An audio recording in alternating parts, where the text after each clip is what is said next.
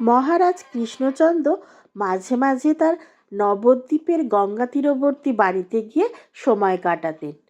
এই গঙ্গায় বর্ষাকালে বেশ বড় বড় আকারের ইলিশ মাছ উঠত। ইলিশ মাছ খেতে সকলেই ভালোবাসে, মহারাজও তার ব্যতিক্রম নন। একদিন রাজসভায় এই ইলিশ মাছের কথা ওঠায় সবার মধ্যে একটা হৈ হৈ পড়ে যায়। সবাই একটাই কথা বলে, যেই বাজার থেকে ইলিশ মাছ কিনে বাড়ি ফিরতে যায় তখনই সেটা সবার চোখে পড়ে এবং সকলের একই প্রশ্ন, কত দাম নিল, কত ওজন, এই সমস্ত আর কি। তাতে সকলেই বেশ বিরক্ত হয়। তখন মহারাজ বললেন, এই সমস্যার কি কোনো সমাধান করা যেতে পারে? সকলে বলল, এর আর কি সমাধান হবে মহারাজ? তখন মহারাজ বললেন, দাঁড়াও, একবার গোপালকে বলে দেখি, এটা ওর জন্যে একটা পরীক্ষাও হবে, আর ওর কাছে তো তোমরা জানোই সকল সমস্যার সমাধান থাকে। সবাই তখন বললে, হ্যাঁ তাহলে তাই করুন, তবে মনে হয় না এক্ষেত্রে গোপাল কোনো উপায় বলতে পারবে। গোপাল রাজসভায় উপস্থিত হলো।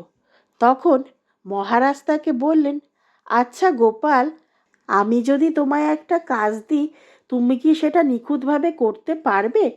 তখন গোপাল বলল, আপনি আজ্ঞা করুন হুজুর, আমি আমার প্রাণপণ চেষ্টা করব।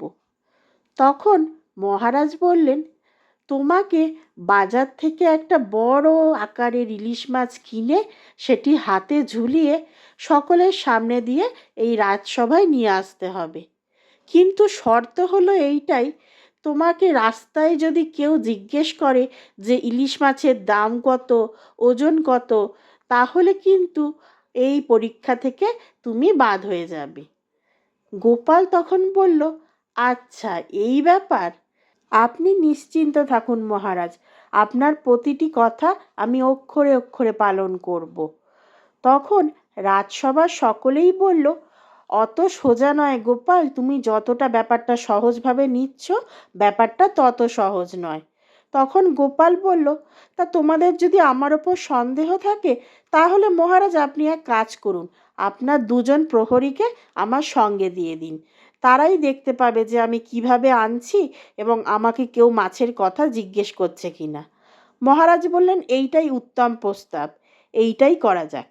এই বলে মহারাজ দুজন প্রহরীকে গোপালের সঙ্গে দিয়ে দিলেন। গোপাল চলল এবার বাজারে মাছ কেনার উদ্দেশ্যে।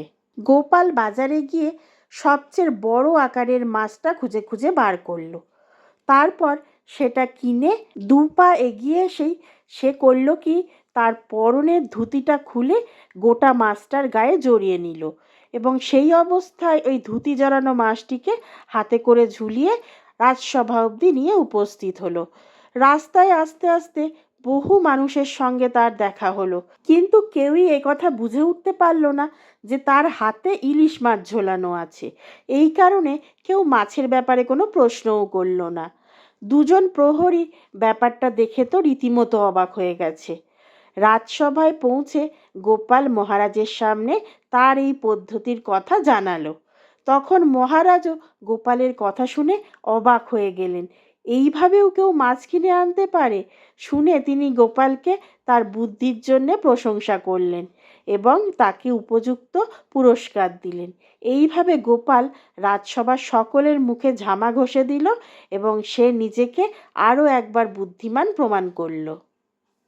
এই ধরনের সুন্দর সুন্দর গল্প শোনার জন্যে এখনই আমার চ্যানেলটি সাবস্ক্রাইব করে নিন, আর গল্পটি কেমন লাগলো তা অবশ্যই কমেন্ট করে জানাবেন।